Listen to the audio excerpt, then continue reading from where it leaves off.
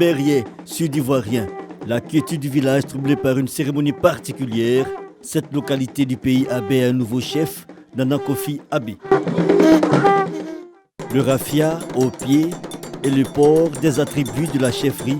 Le nouveau guide est installé par les autorités administratives. Les cadres fils du village heureux car cette action marque le signe de la cohésion. Berrier longtemps miné par les conflits internes.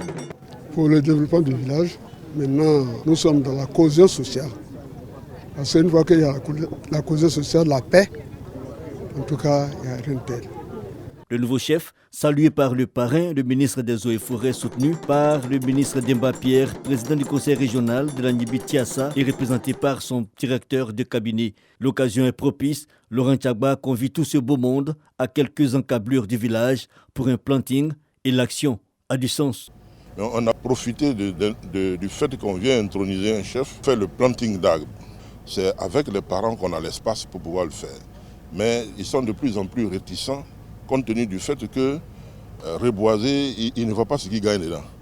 Donc nous les sensibilisons à accepter de reboiser avec nous pour qu'on puisse atteindre l'objectif de 2030. Et dans le prolongement de l'initiative, une rencontre prochaine à Yamoussoukro pour rencontrer le Gotha des têtes couronnées. L'initiative de rencontrer la Chambre des rois et chefs traditionnels à Yamoussoukro pour faire le plaidoyer devant cette chambre pour que dans le milieu rural, les parents acceptent de conduire, n'est-ce pas, ce projet-là avec nous, le projet de faire le reboisement dans le milieu rural. L'atteinte des objectifs de reboisement que s'est fixé la Côte d'Ivoire avant 2030 en marche donc et il intègre l'implication de toutes les forces vives.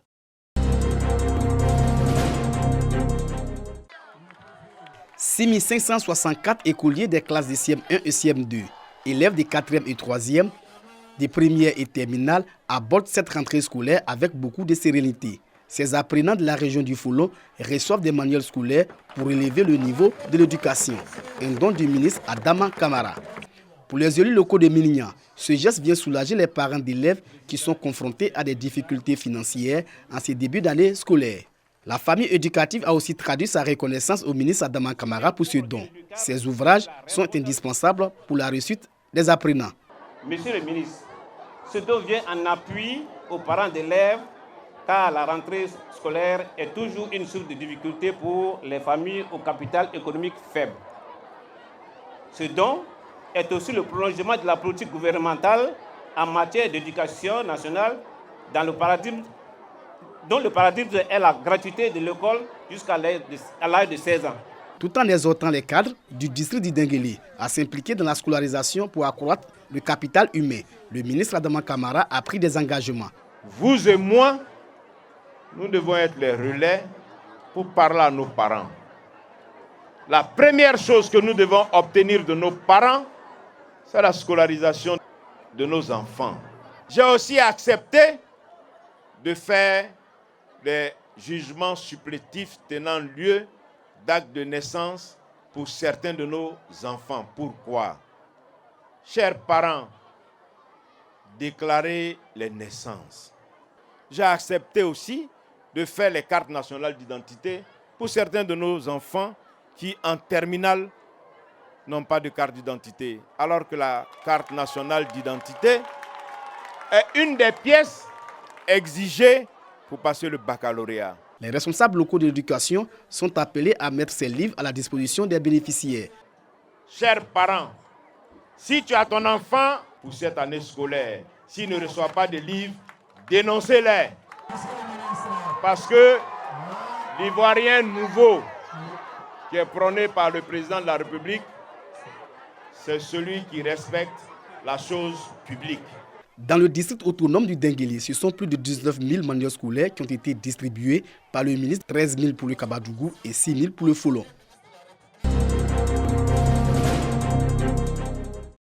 Patrick et sa famille suivent les programmes de la RTI et offrent de l'eau fraîche à leurs invités. Cette scène de vie ordinaire est désormais une réalité à Koutoukro 2 et à Nokro, deux villages du département d'Alépé, récemment électrifiés. La lumière venue dans notre village, ça a changé beaucoup de choses parce que nous avons commencé à instaurer des entreprises avec l'électricité. Pour le moment, on va commencer à faire l'évolution de notre village grâce à l'électricité. Les populations bénéficiaires, estimées à environ 3000, sont reconnaissantes et l'expriment à l'occasion de cette fête de la lumière. La lumière, ça nous permet de voir, de faire beaucoup d'activités. Puis c'est le développement, donc nous sommes vraiment contents. De manière symbolique, le ministre Jean-Luc Assis, cadre de la région de Lamé, a mis sous tension électrique les 2 villages. La Côte d'Ivoire solidaire est en marche, avec à sa tête, sous le leadership donc, du président de la République, Alassane Ouattara, avec le Premier ministre Patrick Achi, qui met en œuvre cette politique-là. Et sa mise en œuvre est véritablement effective. Aujourd'hui, nous venons de le constater dans ce village de Anokoro. Les études pour l'électrification de 2 autres villages voisins, notamment Alonso et Koutoukro 1, sont en cours de réalisation.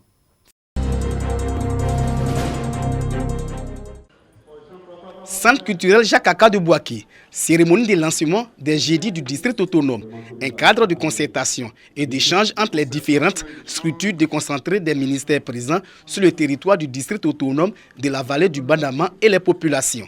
Cérémonie présidée par Jean-Claude Kouassi, ministre-gouverneur du dit district. Au-delà de l'information que nous donnons sur notre action au quotidien, il était important que nous sollicitions les directeurs régionaux et d'autres représentations de la population de notre district pour informer nos populations sur ce qui se passe et sur ce à quoi ils peuvent s'attendre par rapport à leurs besoins et à leurs préoccupations.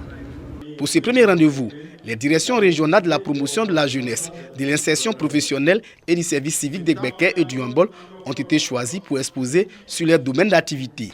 Les acteurs de ces services ont présenté les missions, attributions, atouts, potentialités, contraintes et les programmes d'activité de leurs structures.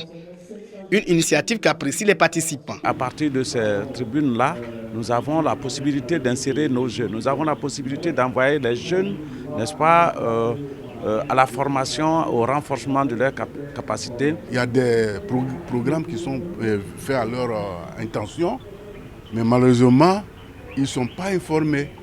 Et nous, élus, étant informés, nous pourrions relayer l'information auprès de la population. Il faudrait que l'information ne passe pas seulement sur les réseaux sociaux et les radios, mais passe par les leaders communautaires au niveau de chaque région, de chaque canton et autres, pour que l'information puisse être démise. Les jeudis du district se dérouleront de façon alternée à Bouaké et à Katioula 2 fois dans le mois jusqu'à la fin de l'année 2022.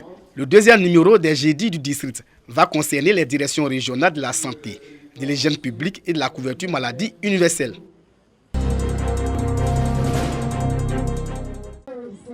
Sepika, village de la sous-préfecture de Nidieka, région du Hambol. L'agriculture est la principale activité des femmes de la localité. Réunies au sein de la coopérative Wonamanyingi Wobe, ces femmes s'impliquent davantage dans la production du riz, du coton et de la noix de cajou. L'autonomisation de la femme rurale demeure leur objectif. Pour que notre village soit stable et épanoui.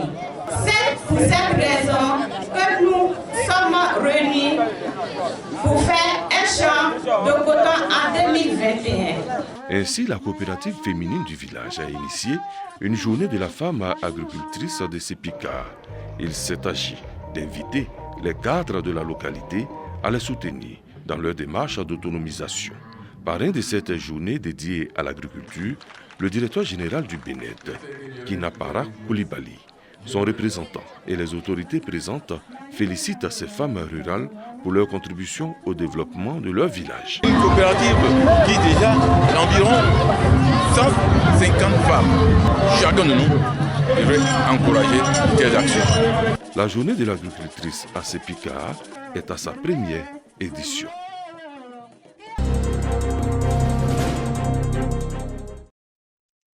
Torla, village communal de Wangolodougou.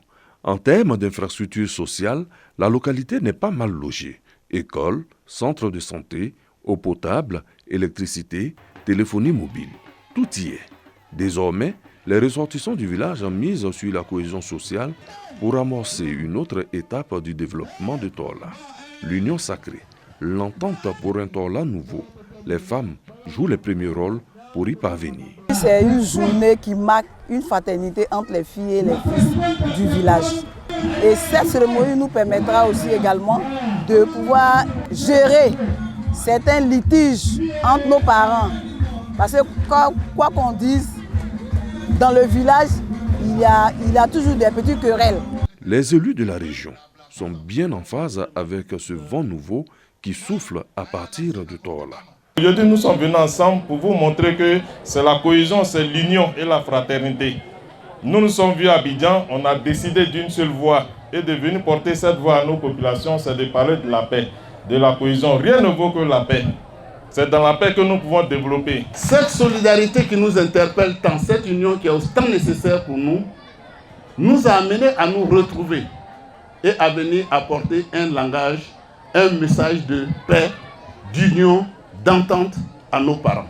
Conférence sur l'autonomisation de la femme, les rudiments nécessaires à connaître et une opération coup de balai dénommée Torla Village Propre ont constitué les autres articulations de ces journées de cohésion sociale.